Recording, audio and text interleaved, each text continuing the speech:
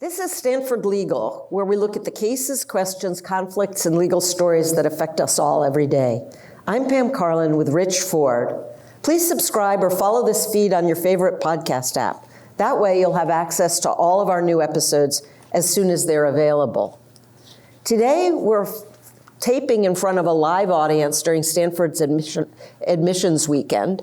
And our guests are my colleague Dan Ho, who's a professor here at the law school and also a professor of political science and of computer science and director, among other things, of the Stanford RegLab, and Christie Lawrence, who is member of the class of 24 and has been very involved in working on RegLab issues here at Stanford. Rich? So Dan, Christie, thanks for being on the show. It's hard to pick up a newspaper these days without reading something about AI and whether it's a threat to the world that's going to take all of our jobs or it's going to usher us into some great utopian future. And you've been working on these issues quite a bit. Can you tell us what's going on with the relationship between AI and governance and how people at Stanford are working on those issues? Well, thanks so much for having us on, Rich and Pam. Podcast fame has always eluded me, so I'm really happy to be able to join you. To take a cut at your question, Rich, there are several things that have been going on. One is that we've seen rapid acceleration of where technology is going, most vividly as people saw about a year and a half ago with the release of something like ChatGPT. At the same time, we've seen voluminous evidence of the kinds of risks that people are unaware of, ranging from bias to privacy harms, where large models, for instance, can leak people's social security numbers, to concerns even about catastrophic forms of risk. Look no further than legal practice, where the one lawyer who's probably very much regrets this at this point is now referred to as the ChatGPT lawyer, who submitted a brief that had about a half dozen bogus citations of cases and was sanctioned by the court. We're all very much grappling with the rise of AI, and what's been going on in AI policy and governance is a response both within the European Union, but then also very much here in the United States, where in November the Biden administration issued one of the largest executive orders to date around AI, which announced a kind of whole-of-government approach. There are about 150 things that agencies have to do to address things like the bioweapons risk, employment discrimination, the hiring into the government, immigration reform to bring AI talent into the country. And that's been followed up also by an implementation memo by the Office of Management and Budget. So you started the RegLab about 5 years ago. Tell us a little bit about what the RegLab is, what you do, and how your work at Stanford's kind of been on the cutting edge of these issues around AI. Yeah, thanks, Rich. We started the RegLab around 5 years ago, really as we were working with government agencies and realizing that just as we saw the technology really taking off, government was increasingly behind in actually bringing in the expertise and having the digital infrastructure to really think about the implications for government itself. So just to give you some examples to illustrate that, one survey shows that less than 1% of AI PhDs consider a career in public service. The Government Accountability Office had a report that showed that 80% of funding for information technology goes to legacy technology to support code, for instance, that was built in 1959 for a lot of large claims agencies. And in 2016, it was still the Department of Defense that was reported by the Government Accountability Office to actually store nuclear missile safety codes on 8-inch floppy disks. So when government can't actually kind of have modern forms of technology and understand this technology, the worry for us has been that that poses a really significant risk. And so we founded the RegLab really to bring together lawyers, technologists, social scientists, and ranges of expertise across campus to really think about these issues. The thing that I like to say is that government cannot govern AI if it doesn't understand AI. So could you give us some examples? I mean, now I have this image of people in government trying to program their VCR the way my mother is, and using floppy disks, and you're working with them in order to bring them into the 21st century. Can you give us an example of a specific agency you worked with? Sure. We started a collaboration around 4 years ago with the Internal Revenue Service, which annually faces a tax gap above $500 billion annually, the difference between taxes owed and taxes paid. And they had been really trying to think about the implications of this technology for better understanding where tax evasion is actually happening. And so we got brought in, and there was a wonderful student here who led this project, who's now teaching at Princeton, really to bring in ways of thinking about machine learning that could actually really identify tax evasion much more effectively. At the same time that we were doing this work, everyone recognized that it was going to be really important to think about safeguards as you're thinking about forms of machine learning in tax administration. The problem that IRS faced, like many other federal agencies, is it didn't have basic information about race and ethnicity. So on your 1040, your individual income tax return, you don't fill out demographic attributes that reveal race and ethnicity. So it took us about a year actually to develop a framework of how IRS should actually be able to assess whether or not the introduction of these kinds of systems were generating disparities. And what we then discovered after building out that framework was a pretty disturbing finding, which is that Black taxpayers were audited at about 3 to 5 times the rate as non-Black taxpayers, having little to do with differences in underreporting. And then we, within that study, really tried to drill down on what could potentially be causing that gap. And I was happy to say that the study was released last year, a couple of weeks before now Commissioner Werfel had his confirmation hearing. He was peppered with questions about the Stanford study and committed at that point of time to figuring out what the corrective action plan was. And later last year in the fall, IRS actually announced an overhaul of how it was going to audit around the earned income tax credit, which turns out, which is a social support program, particularly for lower income taxpayers who have dependents. And that is really the kind of audit attention that has played a pretty large role in creating this disparity across taxpayers. And IRS announced a kind of overhaul of how it was going to think about auditing around that kind of space. Wow, it's fascinating. So, I mean, people don't usually think about the relationship between AI and high technology and social justice issues, but this is a wonderful example of how they dovetail and how your work is doing some great things. Can I say one thing on that, Rich? Because I think oftentimes we think one of the really important conversations has been we worry so much about how forms of AI can generate disparities. But here, it was actually the turn towards thinking about AI that led to a degree of transparency into what was going on with legacy systems. So these were not fancy forms of AI that IRS was using. What we were documenting were disparities in the existing audit selection system. So that's both the sort of potential optimism, but also anxiety that people have about the ways in which these systems can operate. And then, the kind of overarching thing that I think for us is so important is that the filing of a tax return or the filing for an unemployment insurance check is for most citizens the major touch point with the federal government.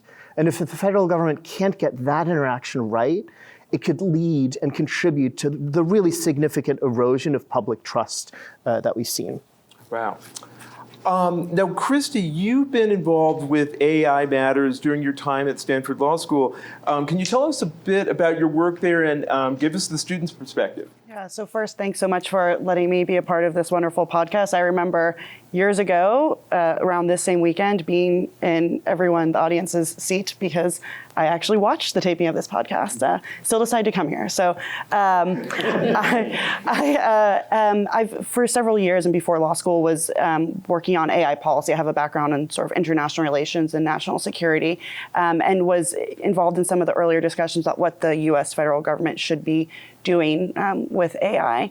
But there was a lot of policy questions where I really felt like I had to defer to the lawyers. So, if the United States wants to work with France and Germany and the United Kingdom on using AI for pandemic prevention, what are we going to do about the fact that we have different data governance regimes? Or how should we think about different intellectual property regimes and whether AI should be an inventor? So I really wanted to come to law school and be able to explore that. And I've been so been able to do that. At the RegLab, for example, Dan and other professor have sort of bi-weekly or monthly sort of lunches where there's law students that will be coming together with some computer science students. And we're really able to basically bridge the gap here, I think, at Stanford between policy, law, and technology in a way that I just don't think other universities you really can. And, an example of how impactful this work has been to our surprise, it's very humbling. We worked on a paper that was looking at how the federal government and agencies are actually really implementing various requirements in the executive orders and laws. And there was a lot of ambiguity and in those executive orders that we really systematically documented, that there's not a lot of clarity around definitions of AI, about what it means to be an agency. And we released this paper, and you don't really know how things are going to land always, but all of a sudden we were hearing that there was a congressional hearing about this work, and folks were citing our paper, and we had individuals from executive branch agencies saying thank you for this, and can we look at the underlying research basically. So it's been. That's great. So you've worked with several different governmental agencies, and turning to some of the social justice issues, Pam, you had some experience with AI issues as well. Could you tell us a little about that? Yes, so I took a leave of absence from Stanford to serve at the Justice Department in the Civil Rights Division, and I put together a working group there to deal with issues of AI and algorithmic discrimination. And it turns out that it spanned the entire range of projects and programs that DOJ works on. So there's algorithmic discrimination and the use of AI in the way that people are targeted for advertisements. And one of the things there that's amazing is when you have all of this data, even if you tell people you can't use race, other pieces of the data can reconstruct race. And so the question is, how do you deal with that? And there were questions about bail and detention hearings and the like, because there are proprietary systems of risk assessment. And if there were a judge deciding whether to let somebody out on bail or not, and the judge said to you, I'm going to let you out, Christie, because you're a woman, but I'm going to keep you in, Dan, because you're a man, everybody would understand that violates the Constitution. But the algorithms take race and sex into account, and if they don't, they're less accurate in predicting who's going to commit a crime while they're out on pretrial release and like. And so trying to grapple with all of these issues was something that we started to do across the entire Civil Rights Division at DOJ. And it's so, DOJ was really ahead of the curve here. I think part of what you see in the recent AI executive order is really trying to have a push to have more agencies have that kind of strategic planning. And I think going back to what Christie was saying in terms of really seeing that intersection between law and technology, there's so much, I think, fluency that has to be developed across these fields. We see a lot of technological solutions, particularly in the algorithmic fairness space, that may be plainly illegal. We see a lot of policy proposals that might just be technically impossible to achieve. Like a lot of the demands for forms of explanation, the science simply doesn't support yet putting a huge degree of reliance on that as the sort of policy solution. And so I think here, what we're really trying to do through initiatives like the RegLab and the course offerings is to really bring those two forms of expertise together. Can I jump in with just a plug for another one of your papers that isn't on its face just about AI, and that's the work that you've done with Isaac, who's another student here, who's a third year now, I guess, on IPAs, Intergovernmental Personnel Act designations. Could you just say like a word or two about that? Because I think that's kind of fascinating. Sure. Well, one of the real challenges, I think, for government is this sort of talent gap. For lots of areas of science and emerging technology, it can be very difficult for government to actually bring that talent in.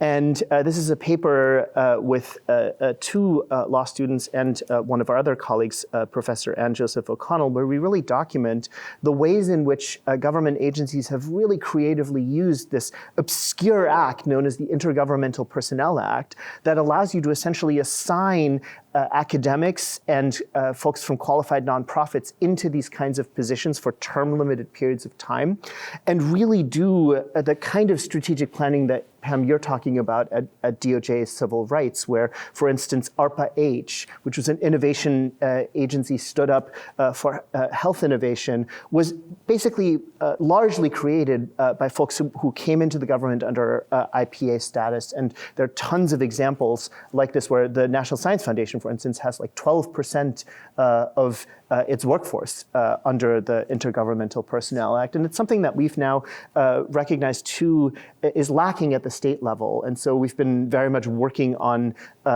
creating those kinds of talent exchange mechanisms at the state level. So we're really happy to see that Senator Padilla here in California has actually introduced legislation after Stanford worked with his team to actually have that mechanism for California as well. So Dan and Christie, you also did some really fascinating work with the Department of Labor. Could you tell us a little bit about that work? Sure. I'll turn it to Christie really to talk about some of the more policy and law-oriented work. The way this began was actually also coming out of a policy practice that I think was actually the topic of the original podcast that, Christie, you attended when you were an admitted student, which was we had a practicum there that brought together about 30 computer science students, 15 law students, 15 computer science students, to develop a report for the Administrative Conference of the United States to understand how technology and AI was being used within the federal government. And at that point in time, we had talked to the head of the Office of Medicare Hearings and Appeals, who then was brought in at the Department of Labor. And when she started up this unit, really wanted to engage Stanford in thinking about how to actually use AI in an assistive way, given the really significant concerns that exist when you have large forms of claims adjudication. So in law school, we focus a lot on like Article 3 adjudication. The lesser known fact is that there's far more adjudication that actually happens in agencies. So an agency like the Social Security Administration can adjudicate 500,000 cases annually, and there have been really significant pain points in the accuracy and consistency of these kinds of determinations. And so we got brought in really to help build out a system that would allow these claims examiners to sift through volumes of medical records to find the material that would support the award of workers' compensation, which is basically cash-based assistance in medical care for federal workers who are injured on the job. After doing that, we sort of showed how in a kind of trial, how it could improve the accuracy of claims determinations. But that then really led us to thinking more broadly about what implications does this have for how the Department of Labor should actually think about these kinds of potential AI solutions, given the real significant potential risks. And I think I'll turn it over to Christie to talk a little bit about the work that we did there. Yeah, thanks, Dan. I should also say, too, I need to say that I'm speaking in my personal capacity and not on behalf of any federal entity. But so basically, because of the amazing work that RegLab had been doing already with the department on thinking through how to actually improve their claims adjudication, we wanted to help them think through sort of how they could operationalize principles. So I'm sure that a lot of you who've been following AI have heard people say AI should be fair, it should be accurate, it should be explainable. There's been a proliferation, some estimates of over 100 different principles that those who are developing and using AI should follow, but that's not exactly very actionable. So we really wanted to think through what would be sort of concrete practices, ways that an agency who's actually trying to make sure that their use of AI is trustworthy can actually do so. So in the claims adjudication space, it's been said that it's sort of like benefits roulette. Sometimes the largest predictor of what the outcome is going to be for your claim is going to be just simply who was your adjudicator. So there's a lot of errors that we know in the existing system. And as Dan was pointing to earlier with the IRS, there's a possibility with AI for us to actually correct those errors, to not actually replicate them in society. So how would you do that in this space? And what the RegLab sort of worked with the Department of Labor to do is think through, can we get a bunch of senior claims examiners that can look at some existing claims, re-adjudicate them, find the errors, point to the really important information that would be maybe predictive or actually related to the outcome that we would want to have in that adjudication, and can we correct that and make sure we have really high quality data for the AI tool to be trained on. So it's these sort of practices of thinking through, like, what's the pipeline of the development of this AI tool and what can actually be done to sort of correct and minimize these errors. If I could follow up on that, I mean, I think one of the key things here is the really easy thing to do would just be to grab a bunch of historical data and try to train something on top of that. But that is exactly the recipe for propagating what are well-known historical errors into the future. And so that, I think, was one of the things that we really pushed on. Two other things just to note here is I think a key principle that we tend to operate by is really thinking about how these kinds of systems can empower humans, and really not to be in the mindset where you're thinking about these things as replacing human discretion, because it can be so important in these kinds of settings. The other place where law comes in as a really important element in these kinds of collaborations is that these aren't technical problems alone.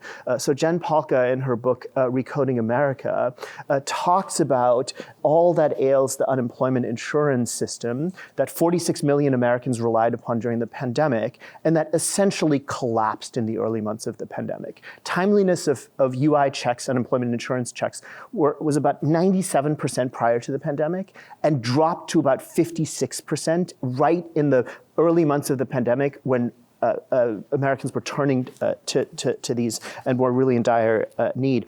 And part of the challenge here is actually the way in which we have designed this benefit system itself and how we administer these kinds of entitlement programs. So she has a chapter where she talks about the guy who describes himself as the new guy. And Marina Nitze, who's interviewing him, sort of goes and says, "Well, you keep describing yourself as the new guy.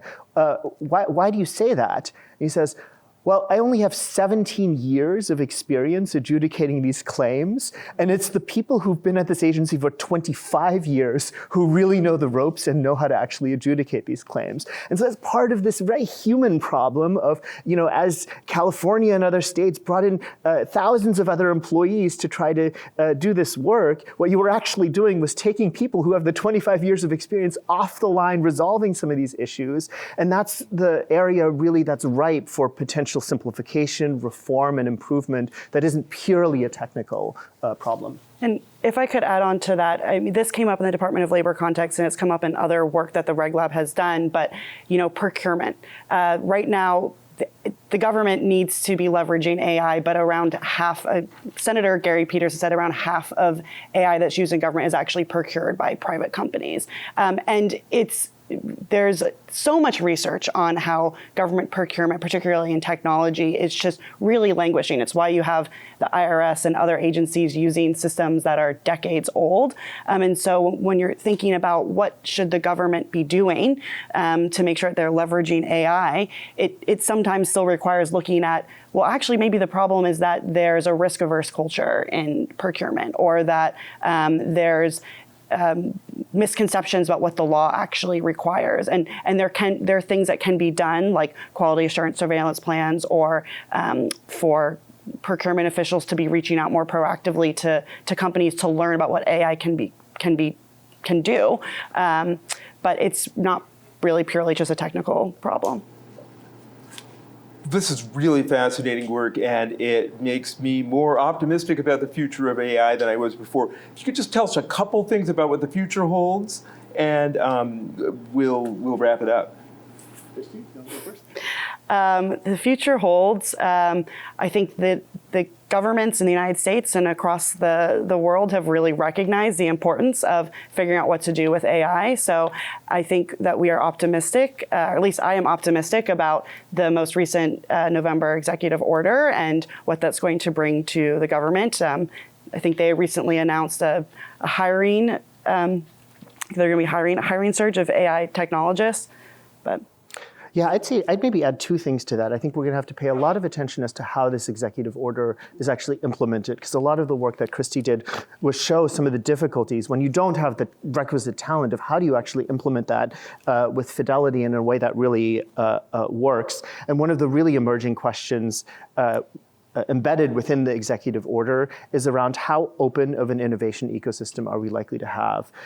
Are we going to see regulation that basically closes down the innovation ecosystem, that the concerns about risk basically motivate a kind of quasi-licensing regime where only a small number of companies are able to kind of develop the frontier models, or will we see something more by way of an open innovation ecosystem, which has traditionally characterized AI? We'll likely see the pickup after the election year also of legislative proposals. Senator Schumer has been quite involved in that. But in the interim, the last thing I'll point out in terms of what's in stock is that as a result of kind of the election year, we're seeing a lot of action in the states. So California recently had its legislative calendar close, and there were 30 plus proposals on AI regulation alone. And just as in other areas, I think consumer privacy, California may actually end up leading the way in the short run if the federal government doesn't act with comprehensive legislation. Professor Dan Ho, Christie Lawrence, thanks so much for joining us here on Stanford Legal. This is Stanford Legal. If you've been enjoying the show, tell a friend and please leave us a rating or review on your favorite podcast app. It'll help us improve and get new listeners to discover the show. I'm Pam Carlin, along with Rich Ford, and we'll see you next time. Great. We have time for one or two questions? Yeah, so if we have time for one or two questions now, and then we're going to take a break while we bring in the folks for the next one. But if you've got additional questions for Dan or Christie, you can talk to them during the break. So there's a question over here. And then there's a question back. And then, Sharon, there's a question back there after. Hi. I don't think this is on, but whoa, now it's definitely on. What challenges, if any, do you see for procuring AI or like improved technology with like government resource constraints, like financial constraints?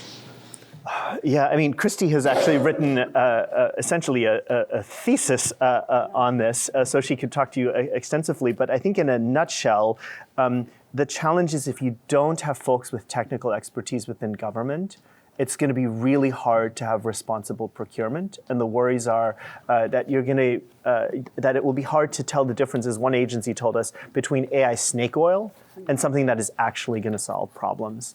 And so I think this is why there's been such an emphasis on the so-called AI hiring surge to bring folks who have the kind of blended expertise that Christie or others who've been working on these issues can bring in to actually think about how to move the procurement system in a way that really responds to the technology. Part of this is really a challenge of kind of legacy laws. We have a procurement system that's been built up with kind of technology acquisition in mind, where you're hiring or where you're procuring for an agency like hardware that you expect to be around on a 5-year cycle, and that's just not the way AI adapts. AI sort of can break in all sorts of ways, and so I think that's why the technical talent I think is actually quite important. But Christie, you've actually spent a heck of a lot of time thinking about these issues. Yeah, I'm happy to talk about this sort of at any time, pretty much. I would say I completely agree with everything Dan just said. I'm actually a little bit optimistic about federal procurement right now, because I think that there's been so much attention on AI and so many people pointing out that the government relies on procurement to actually get a lot of its AI solutions, that I think that it might be the type of attention we need to shift the needle in a lot of these places. And I think actually a big hindrance is there's not very flexible law, and there's problems with the budget cycle, and there's probably problems with legacy IT. But a big problem is actually that I think procurement has not been historically the function that you go to if you want to become if you want to be promoted to like the most senior position ever in an agency. And I think that there's actually a recognition right now that particularly with AI, those functions need to be recognized for their strategic and mission critical importance, and that they need to be part of the discussions with the chief AI officers, et cetera. I had the benefit of teaching in one of the modules that was required under the AI Training Act, where procurement officials were supposed to be trained on AI. And so we worked with OMB and GSA to design this course, and I taught one of these modules. And I thought I was going to show up to this online webinar and there'd be like 32 procurement officials. And I think to illustrate what Christie's saying as to the amount of attention, 2,300 federal employees showed up to this like online webinar that I was teaching. So it's completely different from what I was imagining. And so there's a level of attention to this that I think is actually really good. And you know, if channeled in the right way, could lead to a lot of improvements, not just in the procurement of AI, but actually in updating what most people see as like a pretty outdated federal acquisition regulation. Yeah, can you hear me? Cool. So as far as AI develops in these... You can see we really get the technology right. So as far as these technologies are going to continue to develop, it sounds kind of, it's the builders, the computer scientists, data scientists are on one team, and then the lawyers, the legal team is on another side, and they work together. Is there a world where there's more of an intersection between the two versus just someone's building this tool and then other people step in to see, hey, is this okay? Is this what we want? Is there in the future like an intersection of like, will there be like legal artificial intelligence scientists in the future or something like that? Is that something that's inevitable? Is it something that we have to try to build as a society or whatever? Like how do we see that intersection developing in the future? If you guys have any thoughts on that. I definitely think the wrong way to think about the future is as like two different teams, especially if they're oppositional in nature, which has sometimes happened, right? Where like the lawyers are more on the compliance side of things and come in at the tail end and are trying to check off a bunch of compliance boxes of whether the technology that's been built out works. And I think that's very much what we're striving to build here, is fluencies across these fields. Now, I think like if you were to rewind 5 years, right, some folks would say, oh, we should teach everybody how to code. That's not the right approach. In fact, what foundation models teach us is, well, a lot of coding skills actually have been kind of largely assisted by things like GitHub Copilot. But I think a wonderful illustration of it is that policy practicum from 2018 that had half computer scientists and half law students, where over the course of the year that we worked together as a team, it ended up being that the computer scientists were asking some of the most astute legal questions, and some of the law students were asking some of the most astute technical questions. And it's that kind of fluency that doesn't necessarily mean that law students have to like go into the guts of a system and rebuild the code base or something like this, but really to develop that kind of fluency and understanding to get this right. Thank you, Dan, and thank you, Christie, so much, and thank you all for coming.